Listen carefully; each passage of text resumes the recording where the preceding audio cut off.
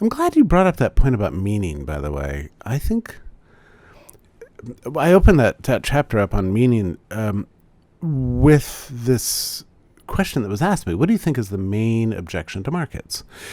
And people have lots of objections to markets, but I think that this issue of meaning is really, really important because, the left thinks that through that Marxian paradigm that the marketplace alienates us. Our jobs alienate us. We're alienated from our commercial work. You can't really love what you do, really.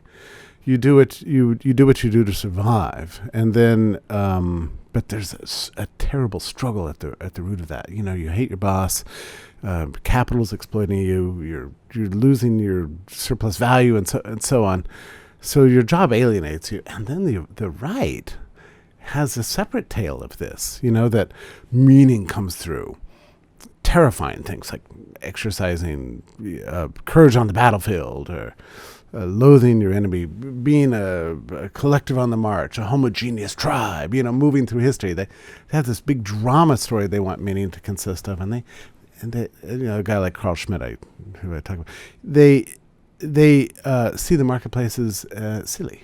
Yeah. Yeah. It's just nothing other than fripperies and barbecues. Enough. Yeah, it's not big enough. It's not big enough to make a tale of life. So you've got nowadays both sides just angry at the market all the time, denouncing the market, blaming it for everything. And you listen to interviews with, Tucker Carlson and Bernie Sanders sound a lot alike these days. Yeah. So this book is designed to be a counter to that, and I'm dealing realistically with the real encounters we experience in our lives, our friendship networks, the things we learn from our first jobs, the personal and impersonal encounters we have through the marketplace. For all the goods we purchase are built by the cooperative ventures of millions of people, and so on. I think, and look, it wasn't hard for me to write. It was only hard in the following sense. I had to just be really honest with my own views. Yeah. That's it. I just had to, I'm a little bit of an emotional person anyways. We've known each other for a long time. So I just tried to be myself. That's it.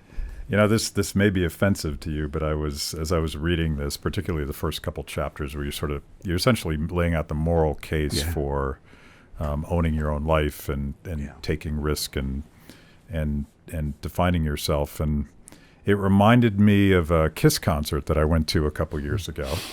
Stay with me here. This makes sense in a minute.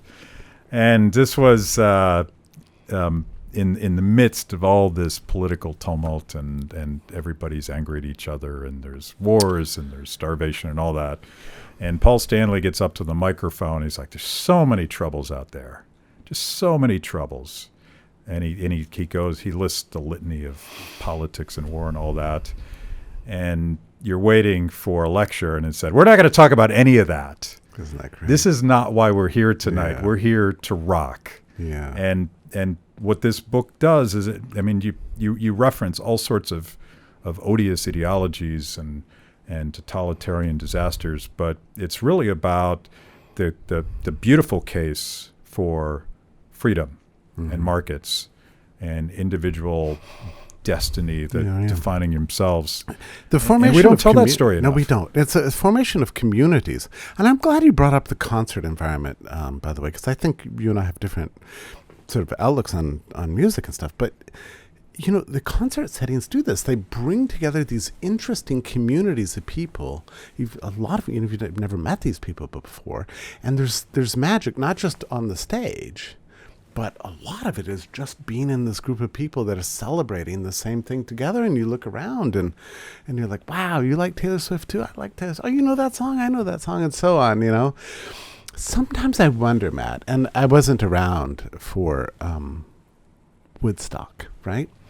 But something happened. We don't entirely know what happened. You could read big histories about it. But it's very possible that at that moment, our culture discovered in its fullest possible way the capacity of creating a community outside what our political leaders were telling us to do. Yeah.